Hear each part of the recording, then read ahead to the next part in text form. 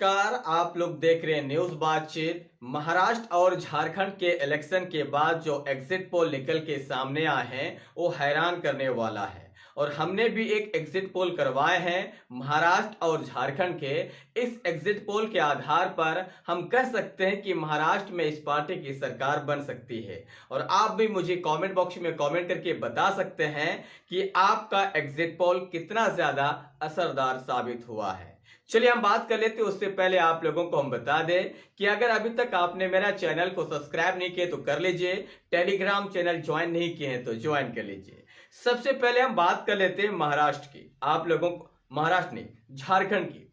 सबसे पहले हम बात कर लेते हैं झारखंड की। झारखंड में 81 सीट है, जिसमें से बहुमत के लिए 41 सीट की आवश्यकता है। मेरा जो खास करके खुद का जो सर्वे है उसके आधार पर हमने जो एग्जिट पोल निकाले हैं वो है एनडीए के जो खेमे में है, जो भाजपा के खेमे हैं उसमें 26 सीट जाते हुए नजर आ रहे हैं। कितना सीट? 26 सीट। और अगर हम बात कर ले इंडिया अलायंस की, JMM प्लस इंडिया, मतलब इंडिया अलायंस की अगर बात कर ले तो वहां पे 51 सीट आने की संभावना है। एनडीए को 26 सीट और JMM प्लस कांग्रेस को वहां पे 51 सीट आने की संभावनाएं हैं। और अदर के खाते में 4 सीट जाते हुए नजर आ रहे हैं। तो हम इस एग्जिट पोल के आधार पर, मेरा एग्जिट पोल के आधार पर हम कह सकते हैं कि झारखंड में इस बार कांग्रेस प्लस की सरकार आराम से बनने जा रही। आप मुझे बताएंगे कि मेरा सर्वे कैसा रहा इस बार का। अब अगला सर्वे आता है महाराष्ट्र के, जो बहुत ही ज्यादा चौंकाने वाला है। उसके भी हम आपको थोड़ा सा ग्राफ बताएंगे। महाराष्ट्र में 2 खेमे हैं, एक इंडिया अलायंस के खेमे, एक एनडीए अलायंस के खेमे, यानी Congress plus BJP plus. Maharashtra में 288 सीट से, जिसमें से सरकार बनाने के लिए 144-145 सीट की आवश्यकता है, आपको मालूम है।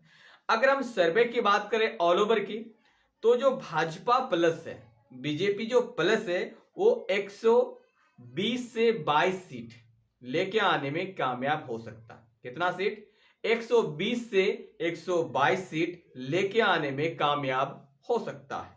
और अगर हम इंडिया अलायंस की बात करें, यानी कांग्रेस प्लस, तो कांग्रेस यहां पे 148 से 150 सीट लेके आने में कामयाब हो सकता है, मतलब बहुमत से थोड़ा ऊपर।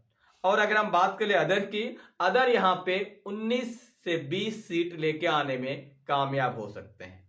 तो ऑल ओवर अगर हम बात करें तो यहां पे भी कांग्रेस सरकार बनाते हुए दिख रहे हैं। कांग्रेस प्लस सरकार आराम से बना रहे हैं और भाजपा यहां पे पिछड़ रही है। आप मुझे कमेंट करके बता सकते हैं कि मेरा सर्वे कैसा रहा। हालांकि आपने नेशनल जो खास करके सर्वे करते हैं या एग्जिट पोल निकालते हैं उनको तो आपने कमेंट किया होगा, लेकिन मेरा एक बार आप मुझे कमेंट करके जरूर बताएं कि मेरा एग्जिट पोल कैसा और क्या रहा। जय हिंद।